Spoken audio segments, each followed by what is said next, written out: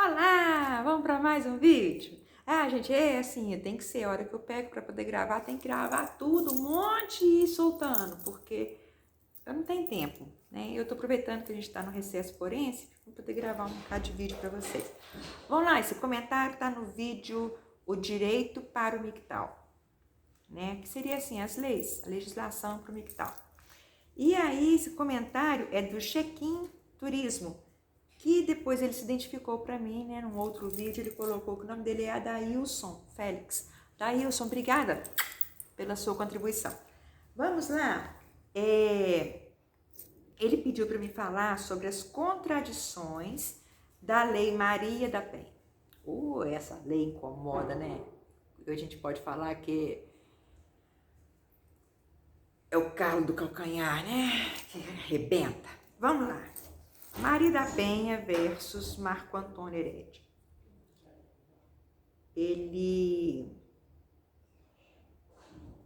Ele colocou, né, que a lei foi feita no depoimento dela, né, na fala dela. Não foi só na fala, foi um conjunto, foi um processo jurídico, foi julgado com perito, com tudo, com exames, tá? Não é uma coisa simplesinha, não. E aí veio a Lei Maria da Penha, ela ganhou esse nome porque foi baseado no caso dela. Assim como a gente tem a Lei Carolina Dickmann, como a gente tem a Lei... como é que chama?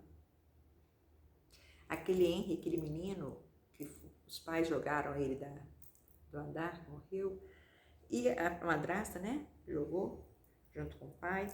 Então, assim, pelo fato de pegar o caso jurídico, aí eles dão um nome fictício, né? Popular, vamos colocar o apelido da lei, que fica mais fácil a pessoa gravar do que a pessoa gravar um número, né? Então vamos lá, eu até escrevi dessa vez porque assim, como são questões jurídicas, você pediu para mim pontuar para você. Então vamos lá, primeiro ponto que eu queria levantar aqui, que concordo com você plenamente, que o Estado aqui que eu falo é o governo, tá? Ele não está preparado para a aplicação da lei. Concordo com você, não vou ser hipócrita. Por que você está falando isso, Raquel?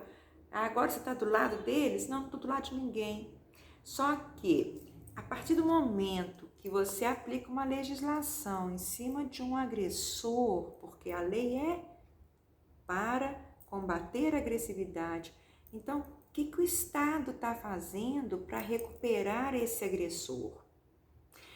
O Estado dá suporte psicológico, social, com assistente social. O Estado faz um acompanhamento, um trabalho de conscientização com esse homem sobre a agressividade que ele praticou? Não. Bota na cadeia. Ou seja, trata meio que como animal, né? Vamos prender, né? Igual, vamos pegar um cachorro, pitbull, a maioria faz com o pitbull, que é um cachorro mais agressivo. Ele tem uma natureza mais agressiva. Prende. Põe ele dentro de um cercado, preso, para que ele não possa morder ninguém, não possa ferir ninguém. Não é assim? Então, assim, eu condeno também, eu concordo com você, que não basta. Eles pensaram numa lei para defender a mulher, mas eles não pensaram no que isso traz junto com ela. Porque não basta a gente fazer uma lei e colocar um indivíduo atrás da cadeia, porque a própria função da prisão, do cumprimento de pena, é justamente fazer a ressocialização, fazer com que aquela pessoa se arrependa do que ela fez e que ela possa ser novamente inserida dentro da sociedade. E para isso, nas penitenciárias existem programas, tem estudo, que isso é até inclusive um meio de redução de pena. Aquele indivíduo que é preso, que ele vai estudar dentro da cadeia, ele tem uma redução de pena. Aquele indivíduo que faz, por exemplo, tem municípios pequenos que eu conheço que há um trabalho que é feito, né, até com pessoas voluntárias que fazem trabalho junto à cadeia, com os presos, que eles fazem trabalhos manuais de crochê, tricô, pintura em tecido, várias coisas, até coisas com madeira que fazem brinquedos, né, de madeira, e aí são vendidos na feira, né, nos finais de semana, e o dinheiro é revertido para as crianças carentes da cidade. Olha só, é um trabalho, isso sim é um trabalho de ressocialização. E esse trabalho que os presos fazem também é redução, levam à redução, tá, da pena.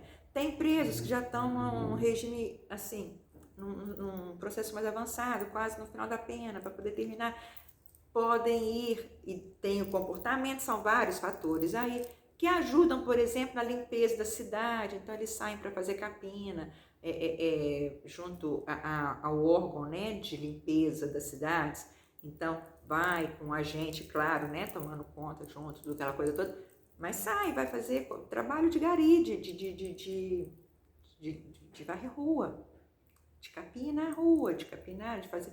Então tem vários trabalhos. E eu acho que peca nisso, porque não adianta eu colocar o agressor dentro da cadeia. Ele vai ficar mais agressivo ainda, mais revoltado, né? Então aí é aquela coisa assim, a gente tem que buscar limitar, né? Como se diz, mas a gente dá um porquê. Dá um motivo para ele se regenerar, para ele se recuperar daquilo e se transformar, né? Eu vou crescer como pessoa, ser gente. Outra coisa é a dificuldade e a instabilidade das vítimas ao denunciar. Aí fala assim, você vai lá e denuncia o cara, a mulher, né? Ou então o homem vai lá e denuncia a mulher. Pô, mas eu acho que o governo, o Estado, que é o governo, né? Tem que dar um suporte para essa vítima. E não tem esse suporte. Tanto que não tem, assim, de modo satisfatório. Por que você está falando isso? É porque as pessoas têm medo. A maioria das violências chegam a esses graus até de morte, assim, que aí é só quando mata, que aí vem à tona, como se diz a coisa, né? Por quê? Porque a vítima fica com medo do agressor, porque ela vai lá e denuncia, mas ela não tem um respaldo que vai manter a segurança dela em relação àquela pessoa que é o agressor. Então aí ela sabe que se ela voltar, ele mata ela, né? Ou ela mata o cara, porque tem mulheres também nesse caso. Então, é preferível não abrir a boca, deixa pra lá, né? Aí fica aquele ciclo vicioso, né? Apanha, aí tu fala assim, agora apanhar. Não é porque gosta de apanhar, não, muitas vezes é por medo. A pessoa se cala por medo, certo? Outra coisa, os agentes públicos, também não vou passar a mão na cabeça de falar assim, cara, vai lá, denuncia. Não, eu falo,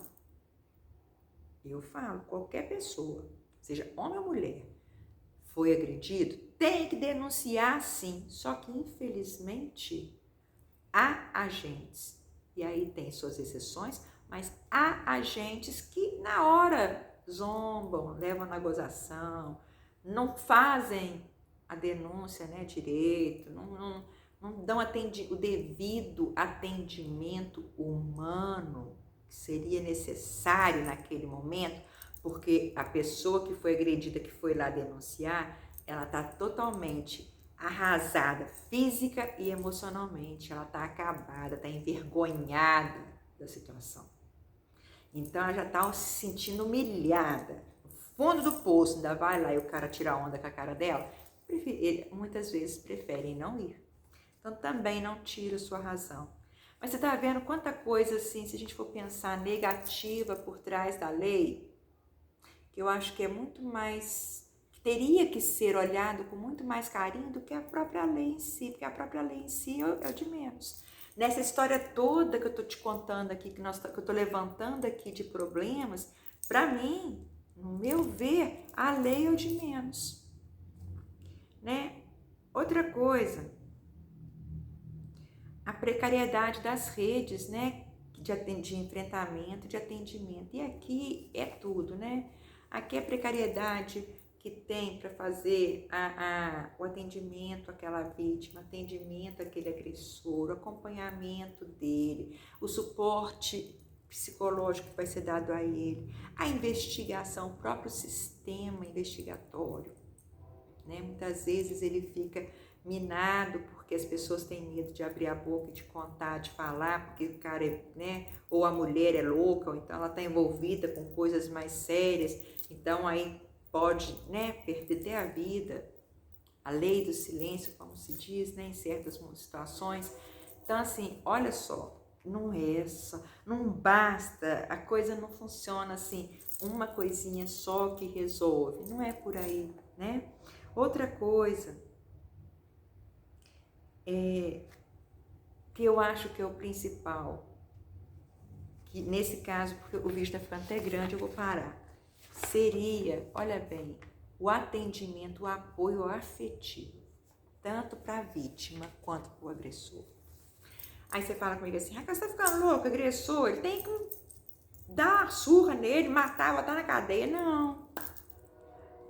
Toda pessoa que é muito agressiva, se você for pegar a história de vida dela, você vai ver que lá atrás, muitas vezes começou até quando ela estava na barriga da mãe, ela vem trazendo aquela herança, aquela carga de problemas afetivos e emocionais e que vão trazendo e causando essa coisa, dessa reação assim, de querer punir, né? É uma válvula de escape para o agressor. E a vítima? A vítima é aquela que a carência dela, a autoestima dela é tão baixa que ela se sente incapaz de poder se libertar daquela situação e sair fora. Então ela acaba aceitando. Então, e falta apoio para todos os dois, né? Eu acho que muito mais do que a gente pensar somente na parte da condenação, eu acho que a gente tem que pensar muito na parte humana, que é a parte que está sendo deixada de lado, né? Você concorda comigo? Ninguém está tratando o ser humano como um ser humano. Estão querendo tratar o ser humano como bicho dos dois lados. Então, eu nessa historinha toda, eu coloco o quê? Eu coloco o agressor, seja ele homem ou mulher, como o pitbull que a gente coloca atrás da grade. E eu coloco a vítima como o quê? Vamos pegar aí um poodle, que é um cachorro frágil, pequenininho, seja ele macho ou fêmea, um poodle. Olha bem, se vocês terem a noção do que eu estou falando.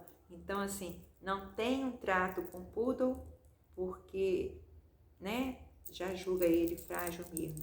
Então, deixa ele, porque não tem como dar suporte a ele. E o pitbull também não tem como dar um adestramento a ele. Então, vamos colocar ele dentro da jaula, que é melhor, mais fácil. Só que isso não resolve, né? Não é assim? Mas não está nas nossas mãos. Então, o que a gente tem que fazer é tentar o que eu estou tentando aqui. Não estou dizendo que eu sou a supra-sumo, não. Mas eu tento trazer para todo mundo, homens e mulheres, que a melhor forma de se viver é com amor.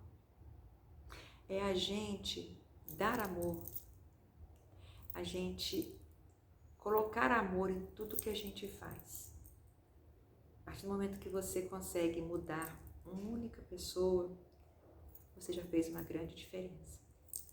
Porque essa uma única pessoa que você mudou pode reproduzir aí cada um que for fazendo quantos que não vão virar nesse mundo todo?